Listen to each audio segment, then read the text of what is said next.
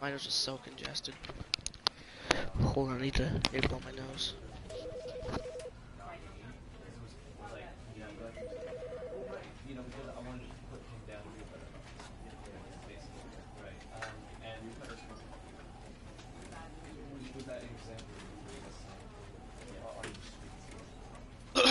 Okay. Stanley Parable.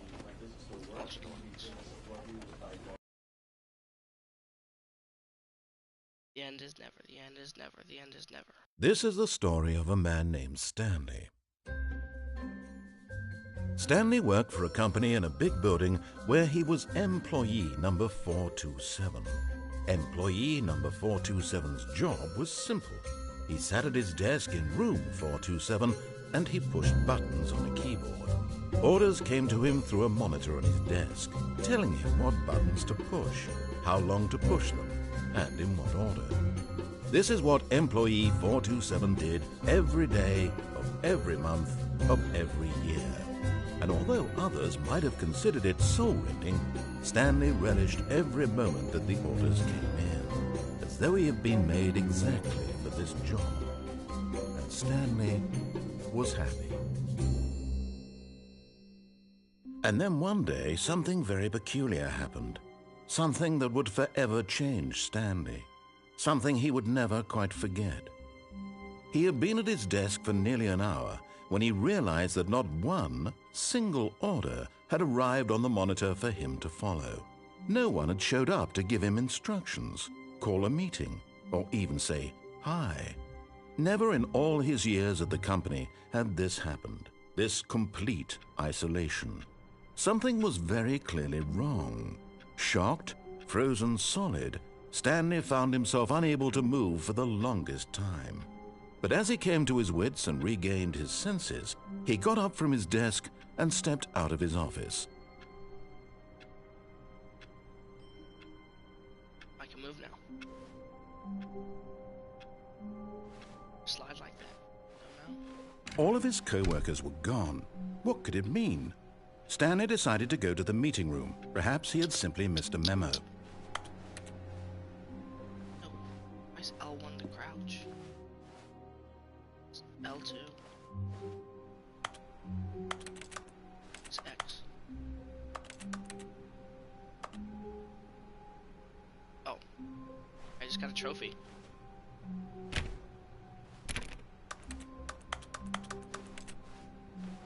It's the meeting room.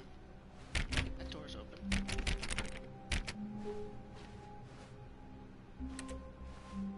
I don't know what to do.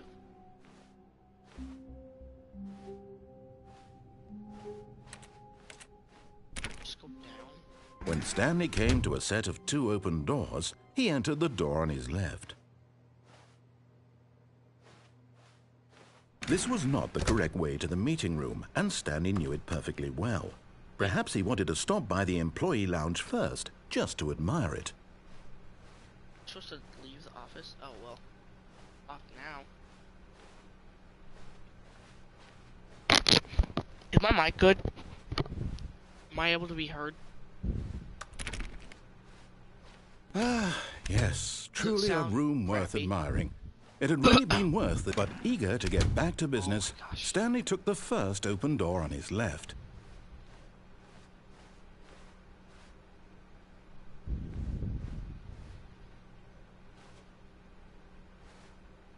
Stanley was so bad at following directions, it's incredible he wasn't fired years ago. I don't know what I'm doing. Am I supposed to be in here? Hey chat, can we answer my question? Is my mic good or is it crappy?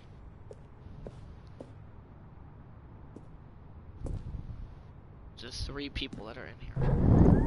Look, Stanley, Oh. I think perhaps we've gotten off on the wrong foot here. I'm not your enemy, really, I'm not. I realize that investing your trust in someone else can be difficult, but the fact is that the story has been about nothing but you all this time. There's someone you've been neglecting, Stanley. Someone you've forgotten about. Please, Stop trying to make every decision by yourself. I'm not asking for me, I'm asking for her. This is it, Stanley. Your chance to redeem yourself, to put your work aside, to let her back into your life. She's been waiting. Does every door close so that I go through it? This is it.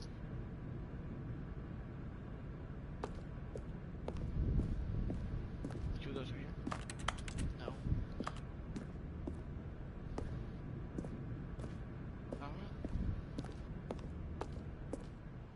Okay. Whoa. That's her, Stanley. You need to be the one to do this, to reach out to her. If you can truly place your faith in another, then pick up the phone. Should I pick it up? Ooh, can I unplug it? As Stanley picked up the phone, a white light engulfed him, filling him not just with radiance, but with hope. Hope for a life reunited one... Wait. Oh, goodness. Stanley, did you just unplug the phone? No, that wasn't supposed to be a choice. How did you do that? You actually chose incorrectly? I didn't even know that was possible. Let me double check. Am I supposed to not listen to this guy? It's definitely here, clear as day. Stanley picks up the phone. He's taken to his apartment where he finds his wife, and the two pledge themselves to one another. Music comes in, fade to white, roll credits. Not picking up the phone is actually somehow an incorrect course of action. How is that even possible? None of these decisions were supposed to mean anything. I don't understand. How on earth are you making meaningful choices? What did you... Wait a second. Did I just see... No, that's not possible. I can't believe it. How had I not noticed it sooner? You're not Stanley. You're a real person. I can't believe I was so mistaken. This is why you've been able to make correct and incorrect choices. And to think I've been letting you run around in this game for so long. If you'd made any more wrong choices, you might have negated it entirely. It's as though you completely ignored even the most basic safety protocol for real-world decision-making. Or did you not grasp the severity of the situation? Well, I won't have that kind of risk on my watch. I'm going to stop the game for a moment so we can educate you properly on safe decision-making in the real world. Please observe this helpful instructional video. Choice. It's the best part of being a real person. But if used incorrectly, can also be the most dangerous. For example, in this scenario, a hypothetical real person named Rupert has a choice. He could invent a machine that eliminates food shortages across the world to make life better for all people. Or he could spend years of hard work forgetting how to read. Which choice would you make? Remember that unlike here, the real world makes sense, and at no time should you make a choice that does not conform to rational logic. If you find yourself speaking with a person who does not make sense, in all likelihood, that person is not real. Allow the person to finish their thought, then provide an excuse why you cannot continue talking. Turn to a partner and practice saying, "My goodness, is it 4:30? I'm supposed to be having a back, sack, and crack." Excellent. Making choices on a regular basis is the best part to a healthy decision-making process. Most medical professionals recommend making at least 8 choices per day. Do you make more than 8? Less? And finally, if you begin to wonder if your choices are actually meaningful and whether you'll ever make a significant contribution to the world, just remember that in the vast infiniteness of space, your thoughts and problems are materially insignificant, and the feeling should subside. At this time, your instructor will guide you in an exercise to test and reinforce the material covered in this video. Welcome back. You may have noticed that this room has begun to deteriorate as a result of narrative contradiction. But not to worry. Now that you're properly informed on good decision-making, we're going to revisit a choice you made just a few minutes ago and see what the correct thing to do would have been. This way, please.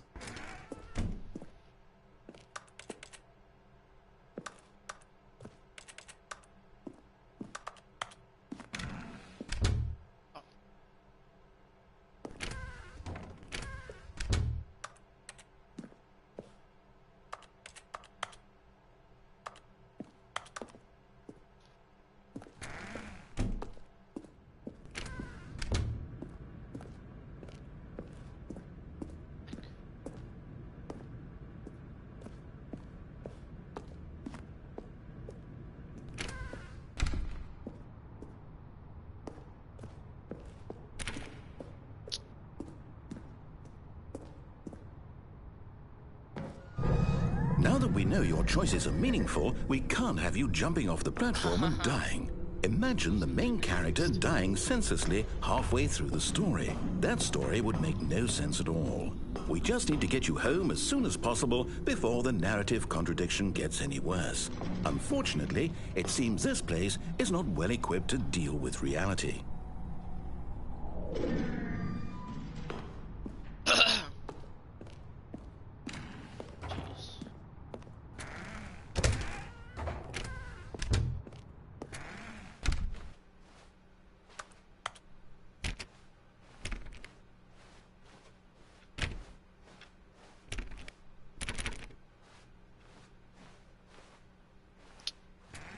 Almost there.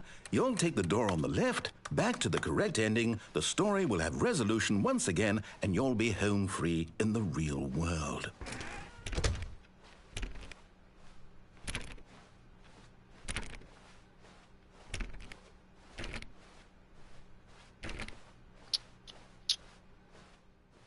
Now remember, all you need to do is behave exactly as Stanley would. That means choosing responsibly and always putting the story first. I'm quite sure you'll be up to the task. Just follow my lead and you'll be fine. All right.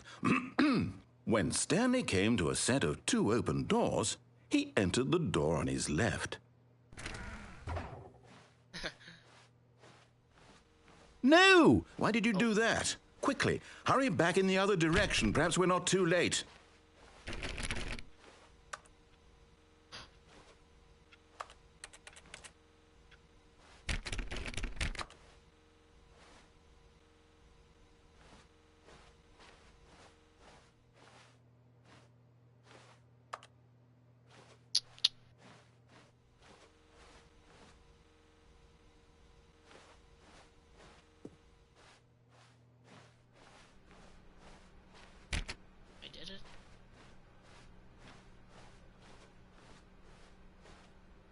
Oh, it's ruined.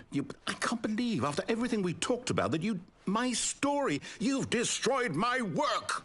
Why? For what? What did you get out of that? What did you think was so special about seeing the game undone, left here like so much garbage? It's worthless now. And what am I supposed to do? Even if there were a way to continue, would it be worth it? To know that my story is now incorrect? How can I go back to that?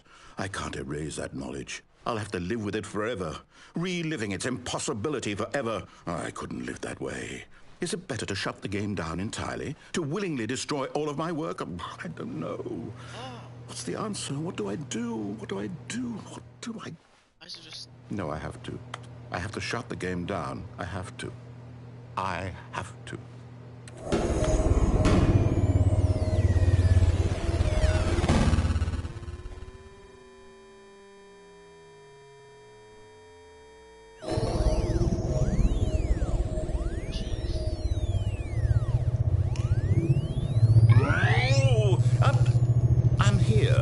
I'm still here in this pile of rubbish, with you, who thought you were so clever. Now look where we are. My entire game is destroyed. It was the only thing in the world that was mine, and you've run it into the ground. What, did you think that would be funny? You just had to see? Didn't I impress upon you how important it was to be like Stanley? He actually knows how to do what I tell him to. He understands that if I say to do something, there's a damn good reason for it. That thought hadn't even occurred to you, had it? That there's a world outside of you? You're a child. Oh, my story. If you'd just gone through the door on the left, you would have seen it. There was a whole underground facility. You would have destroyed it and been victorious. It would have been so perfect. I worked so hard on it. I tried so hard to make... behave exactly as Stanley would. That means choosing responsibly and always putting the story first. I'm quite sure you'll be up to the task. Just follow my lead and you'll be fine. All right.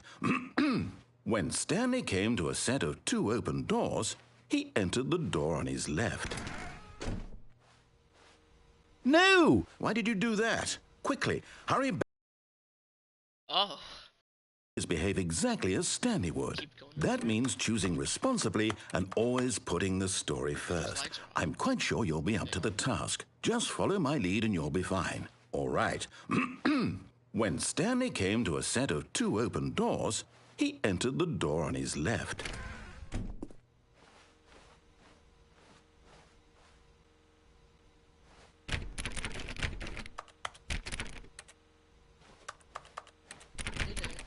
No! Why did you do that? Quickly, hurry back.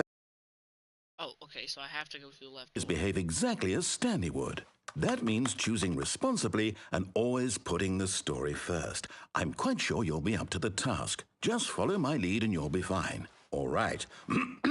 When Stanley came to a set of 2 open doors, he entered the door on his left.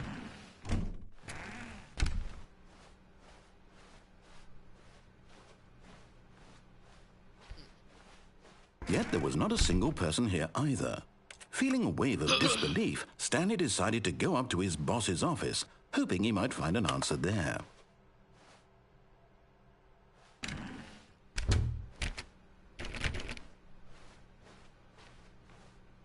Coming to a staircase, Stanley walked upstairs to his boss's office.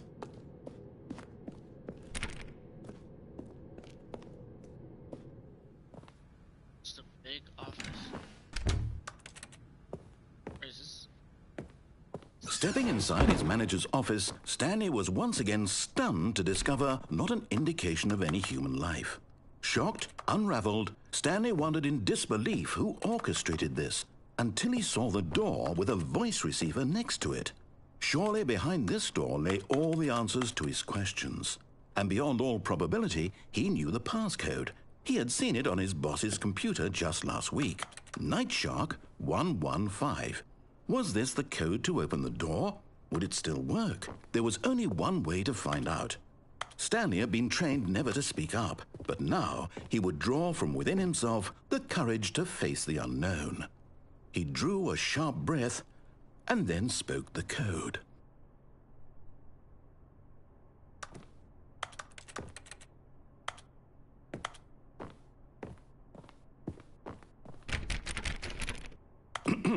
Stanley spoke the code.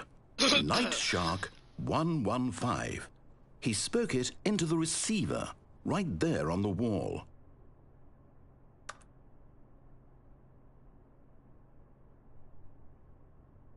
I'm sorry, is there a problem?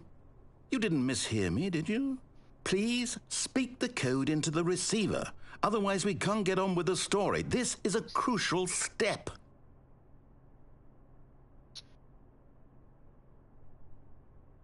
Okay, fine, you're not going to do it, but you know what? It's pretty humiliating to bring you this far, only for you to suddenly decide you have better things to do. I asked you for this one single thing, for your respect. The kind of respect Stanley shows for his choices. He knows what it means to take a story seriously. If you didn't want to see what I had to show you, then why did you come here? You had a choice, you know. You could have gone through the door on the right. You could have done whatever the hell you wanted over there. Why did you come this way? Speak. Say something to me. Explain yourself, you coward. You... When Stanley came to a set of 2 open doors, he entered the door on his left. Stanley? Hello? Are you... Is everything okay? Stanley, please. I need you to make a choice. The end. I need you to walk through the door. Are you listening to me? Can you hear me? Is everything all right? Stanley, this is important.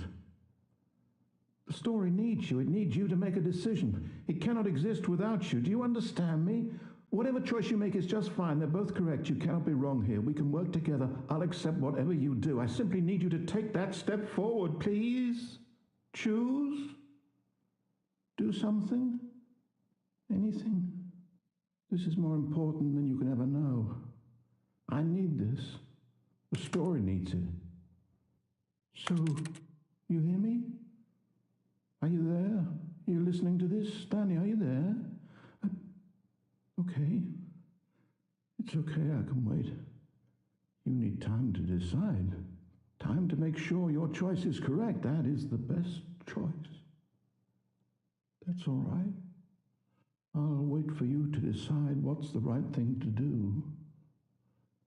Take as much time as you need. Is that it? Oh.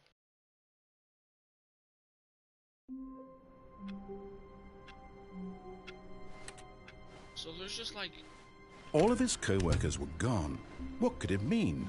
Stanley decided to go to the meeting room. Perhaps he had simply like missed a memo. 50 other endings or something?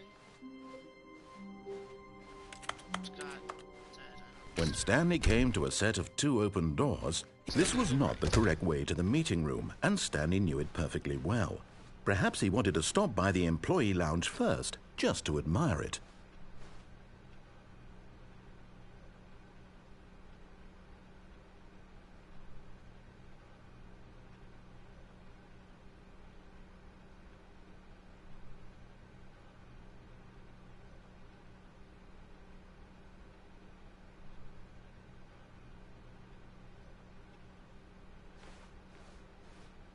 Wow.